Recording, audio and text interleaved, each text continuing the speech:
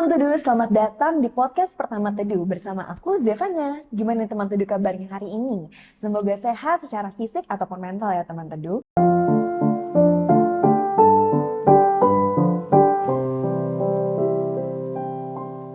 Nah, kali ini Teduh memberikan segmen yang berbeda nih teman Teduh. Kalau misalkan sebelumnya Teduh memberikan video meditasi, sekarang Teduh memberikan podcast yang dimana kita akan ngobrol-ngobrol santai, tapi juga menambah ilmu nih teman Teduh. Dan kali ini kita akan membahas tentang sandwich generation atau generasi sandwich yang sedang ramai juga dibincangkan di lingkungan sekitar kita. Dan kali ini kita akan membahasnya bersama Kak Audi. Nah, mungkin sebelumnya kita boleh langsung kali ya kenalan dulu sama Kak Audi. Halo Kak Audi, apa Halo kabar? Zevanya, Alhamdulillah. Mungkin untuk perkenalkan aku adalah Sabrina Audinia atau bisa dipanggil Audi. Aku adalah psikolog dari Teduh. Oke, keren banget nih. Nah, mungkin sebelum kita lanjut ke membahas yang lebih dalam nih teman Teduh, mungkin boleh tanya Kak Audi dulu nih kali ya.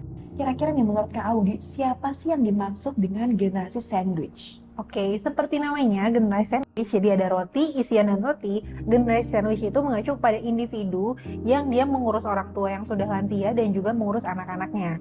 Oh, berarti kalau generasi sandwich itu diibaratkan sebagai misalnya sebuah isian yang isinya kan selada, daging atau telur yang berada di dua lembar roti gitu ya Kak?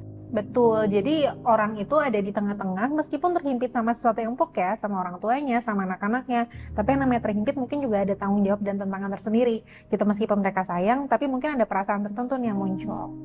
Aku sering sih kayak denger akhir-akhir ini generasi X yang sedang mengalami kondisi seperti ini atau kondisi generasi sandwich. Dan aku juga sering akan ngeliat beberapa film-film atau cerita-cerita yang menceritakan bahwa ada nih satu orang ya, satu keluarga gitu yang mengurus ayah dan ibunya, tapi di saat bersamaan juga mengurus anaknya dalam satu atap rumah yang sama gitu Kak.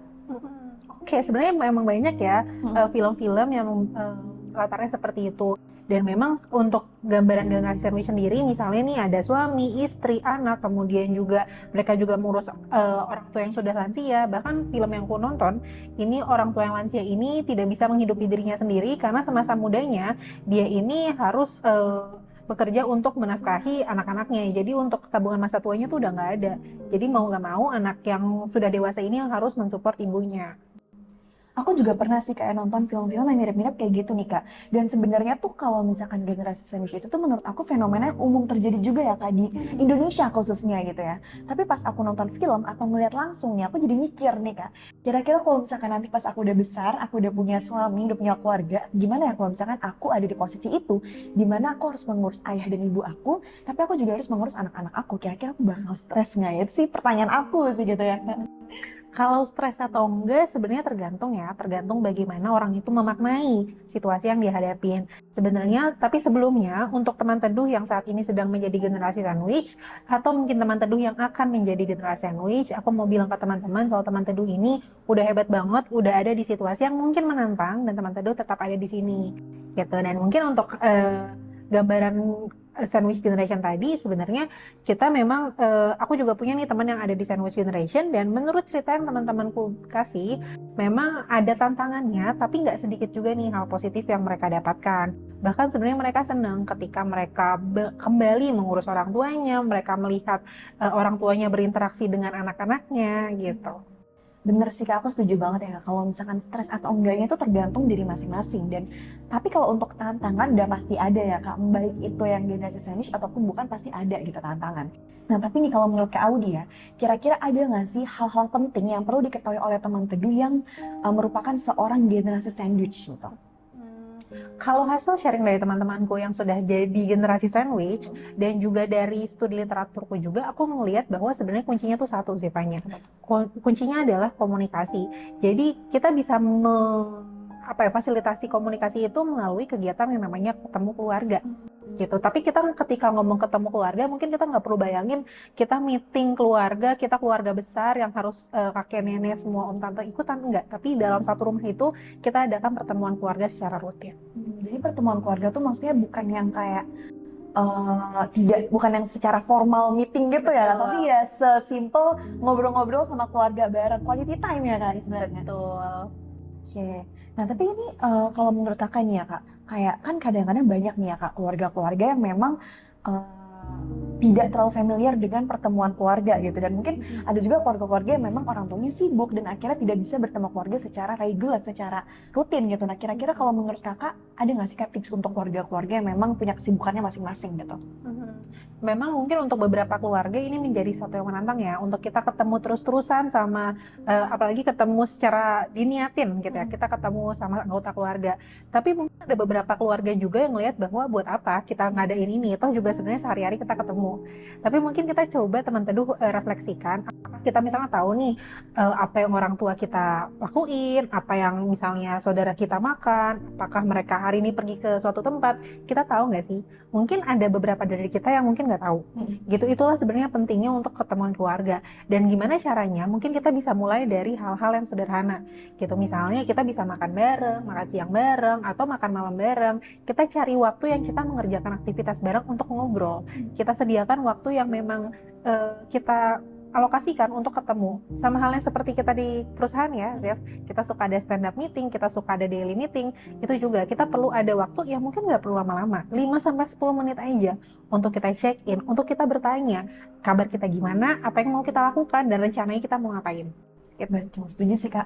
Karena memang sebenarnya pertemuan itu sangat dibutuhkan ya Kak ya. Karena di perusahaan aja tuh ada, masa di keluarga nggak ada gitu kan. Apalagi keluarga tuh paling terdekat lah dengan individu gitu kan. Dan aku pun sendiri di rumah juga salah satu sebenarnya bisa dibilang rotinya gitu Kak. Karena orang tua aku tuh ngurus ayah ibu atau oma aku, dan juga ngurus aku nih sebagai anak gitu kan. Dan kita memang sebenarnya tidak punya waktu yang luang yang banyak gitu, tapi kita menginisiasikannya dengan misalkan kalau lagi makan siang nih Kak, kita kayak ngobrol-ngobrol bareng, terus kayak aku ngejelasin ke papaku misalkan, oh Pak aku minggu depan ada ini, terus nanti adik aku juga bilang, iya Pak aku juga ada ini, nanti kita disitu berdiskusi Kak, kira-kira oh iya berarti di hari Senin aku ada ini, adik aku ada ini, nanti kita diskusi kayak siapa ya kira-kira bisa jaga oma gitu. Jadi kita emang diskusi juga sih Kak, dan itu mungkin hal simple yang tidak memakan waktu yang sangat banyak ya, karena kan sambil Betul. makan gitu kan, jadi Betul. sambil santai juga gitu.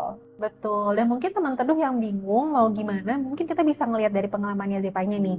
Sebenarnya mungkin nggak perlu lama-lama, kita perlu ya udah kita janjian aja pagi-pagi, siang-siang atau malam-malam, mungkin sehari sebelumnya kita pengen check-in aja. Sebenarnya apa sih rencana ibu, apa rencana bapak, apa rencana saudara kita, apa rencana nenek kakek kita, siapa nih yang mau jagain nenek kakek kita, itu juga perlu dikoordinasikan. Kebayang nggak sih kalau misalnya nih kita ternyata ada acara, tapi kita nggak tahu kalau misalnya saudara kita juga ada acara, ayah kita ada acara, jadi siapa yang ngurus oma opa? Jadi kita ngerasa bahwa oh ya udah mungkin besok mama papa aja, mungkin besok saudaraku aja, tapi karena nggak ada komunikasi berdasarkan asumsi aja, mungkin jadinya kita ada yang miss nih, mungkin jadinya nggak ada yang ngurus oma opa karena semuanya pada sibuk kegiatan. Tapi kalau misalnya kita sudah ada waktu untuk komunikasikan, mungkin tadi 5-10 menit itu bisa jadi terkurangi gitu. Betul banget.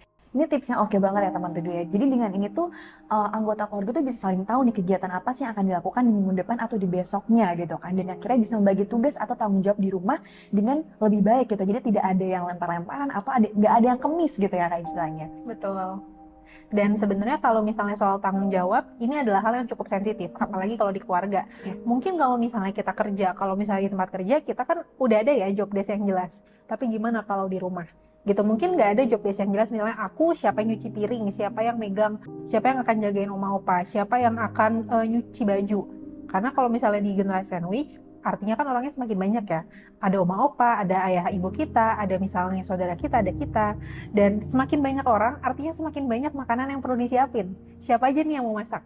Gitu. Semakin banyak orang, semakin banyak juga cucian kotor yang harus kita cuci. Kita juga. Dan itu mungkin akan berbeda kalau kita cuma tinggal berempat aja atau bertiga aja.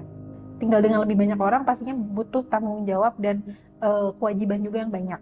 Gitu, tapi lagi-lagi dengan komunikasi kita bisa membuat itu semua jadi clear, siapa yang megang apa, dan itu membantu kita juga jadinya lebih enak. Jadi nggak ada nih dipendem-pendem, karena kita udah menyampaikan kita tanggung jawabnya apa, kita lagi bisanya apa, kalaupun nggak bisa kita bisa komunikasikan juga kira-kira siapa ini mau handle ini gitu. Wah, aku jadi ngerasa kayak gimana gitu kan. Emang ternyata tuh menjadi generasi sandwich itu bukan merupakan sesuatu yang mudah ya teman teduh ya. Kayak aku tuh bisa ngebayangin nih misalkan ada di situasi di mana tidak ada komunikasi di antara keluarga tersebut, dan akhirnya adanya miskom, tadi aku bilang, terus ada lemparan-lemparan tugas juga gitu, dan akhirnya kayak tiba-tiba mendadak gitu kayak, "Ma, aku nggak bisa pulang ya, Ma, malam ini gini gini gini gini gini." Dan akhirnya urusan rumah jadi berantakan juga gitu kan Kak. Dan ujung-ujungnya malah ketika kita yang harusnya pulang sekolah atau pulang kuliah atau pulang kerja, pulang ke rumah untuk beristirahat dengan nyaman, malah kita pulang ke rumah tuh jadi ngerasa nggak nyaman, jadi risih gitu karena banyak tanggung jawab yang harus dikerjakan, dan itu tuh bisa bikin jadi stres juga nggak sih Kak lama-lama gitu kan. Bener banget. Makanya tadi kita bilang ya kalau sebenarnya penting banget nih untuk kita mengadakan pertemuan keluarga dan kita utarakan gitu. Nggak cuma ketemu tapi diem-dieman main HP. Kita ketemu untuk kita membahas satu agenda tertentu. Misalnya agendanya apa nih hari ini gitu. Atau misalnya kita maunya ngomong apa. Atau misalnya apa sih yang sebenarnya dimauin sama setiap anggota keluarga. Jadi kita tahu nih apa yang keluarga mau terhadap kita dan apa yang kita mau terhadap keluarga juga tersampaikan gitu. Dan mungkin tips lainnya juga selain dari pertemuan keluarga, ketika mengadakan pertemuan tersebut mungkin bisa kayak dicatat gitu ya poin-poinnya gitu. Jadi mungkin bisa dicatat dan dikirim ke WhatsApp grup kalau punya, atau mungkin bisa dicatat langsung dan dikirim ke kulkas. Nah, karena kan kulkas paling deket ya dari rumah ya. Kayak mungkin tiap orang bakal buka kulkas nih kalau nyari makanan, jadi bisa ngeliat nih, oh ternyata hari ini ada ini, siapa tahu lupa gitu kan gitu. Benar, memang pertemuan keluarga ini terdengarnya sederhana ya. Tadi kita bilang 5-10 menit cuma ketemuan doang ngomongin itu. Tapi sebenarnya dampaknya besar banget. Dan mungkin untuk teman-teman teduh yang mungkin belum pernah melakukannya, awalnya mungkin ada perasaan aneh. Ini ngapain sih? Ini kita mau ketemu apaan sih? Dibikin formal banget padahal kita keluarga, setiap hari juga ketemu. Gitu. Tapi kalau misalnya kita ketemu aja nggak pernah komunikasi, ya artinya sama aja bohong gitu. Kita perlu ada pertemuan keluarga supaya kita bisa meluruskan nih sebenarnya apa yang kita mau dan apa yang keluarga mau dari kita. Dan kita juga bisa kasih tahu juga loh, misalnya kita lagi nggak nyaman kenapa nih, kita lagi ada masalah apa nih, gitu. Karena sebenarnya keluarga itu adalah orang paling dekat dengan kita. Dan mungkin yang agak sulit adalah misalnya nih dari orang tua ke anak atau dari opa oma ke kita akan sulit untuk menceritakan mengenai kelemahan mereka atau rasa sedih mereka, karena mungkin dari tuntutan sosial kita melihat bahwa orang yang lebih tua harus lebih kuat. Gitu. Jadi dengan adanya pertemuan keluarga ini sebenarnya membantu kita menormalisasi kita juga untuk sharing dengan keluarga dan membuat bahwa keluarga kita ini adalah tempat yang aman dan nyaman buat kita untuk sharing. Gitu. Jadi kita nggak pernah ngerasa sendirian. Setuju banget nih sama Kak Audi ya, ternyata emang sebagai seorang generasi sandwich itu tuh ternyata banyak ya tanggung jawab tambahan dibanding dengan orang yang bukan generasi sandwich gitu kan. Karena misalnya nih harus memikirkan kira-kira kayak orang tua kita, nenek kakek tuh udah minum obat belum ya, terus obatnya apa yang dibutuhin ya, apakah bisa membeli obatnya gitu. Tapi saat bersamaan juga harus memikirkan anak-anaknya juga, kayak oh anaknya lagi sekolah nih, kira-kira bawa bekal apa ya. Jadi memang banyak tanggung jawab yang harus dikerjakan gitu kan sebagai seorang generasi sandwich ya. Nah, thank you banget nih Kak Audi atas tips-tipsnya. Mungkin tadi kita sudah membahas ya teman teduh mengenai penjelasan terkait generasi sandwich, terus tips-tipsnya juga. Nah, mungkin sekarang boleh Kakak share terkait apa sih hal-hal positif sebagai seseorang generasi sandwich? Oke, sebenarnya banyak banget ya. Dan mungkin kalau tadi kita ngebahas soal tantangan, soal tanggung jawab, seakan-akan itu menjadi berat dan kita melihat generasi sandwich itu sebagai beban. Tapi lagi-lagi kalau kita memakai kacamata hitam, hal yang kita lihat adalah hal yang hitam putih. Kita gagal melihat warna-warna di sekitar kita. Tapi ketika kita coba lepas kacamata hitamnya, kita bisa menyadari warna-warna di sekitar kita dan dunia terlihat jadi lebih jadi lebih indah gitu. Dan kalau kita sadari nih sebenarnya hal positif dari, atau misalnya hal yang bisa kita dapatin dari menjadi generasi sandwich adalah salah satunya kita jadi ada ada bala bantuan nih. Kita punya anak yang masih kecil yang mungkin nggak bisa ditinggal, tapi kita punya kerjaan juga yang nggak bisa ditinggal. Dengan adanya orang tua, bisa jadi orang tua itu bisa memberikan tawaran untuk bisa bantu ngurusin atau misalnya bantu jemput anaknya, yang kita jadinya nggak perlu hire orang lagi, kita nggak perlu panggil orang lagi untuk ngurusin itu gitu. Dan kemudian kita juga bisa melihat nih interaksi antara orang tua kita dan anak kita, yang mana sebenarnya lama-lama kita ngeliat itu sebagai sesuatu yang berharga banget. Orang-orang yang kita sayang berinteraksi satu sama lain itu tak bernilai banget gitu. Itu jadi sesuatu kebahagiaan sendiri buat kita dan kita ngeliat bahwa oh kita ada di dalam keluarga ini loh gitu.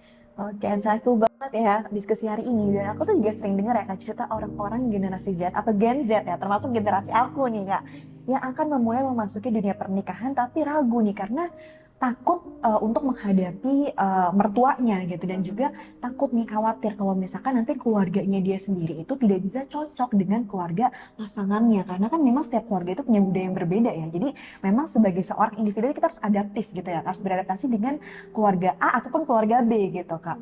Dan dari diskusi hari ini tuh aku merasa beruntung banget sih Kak, karena mendapat banyak banget insight, dan aku jadi tahu nih kalau namanya tantangan tuh pasti ada di keluarga manapun, masih ada tantangan gitu. Tapi ya ibaratnya adanya pelangi sudah sehabis hujan gitu kan. Jadi pasti ada solusi di balik semua tantangan dan masalah gitu, dan juga akan mendapatkan lesson learned yang nantinya akan membentuk kita menjadi pribadi yang lebih kuat gitu.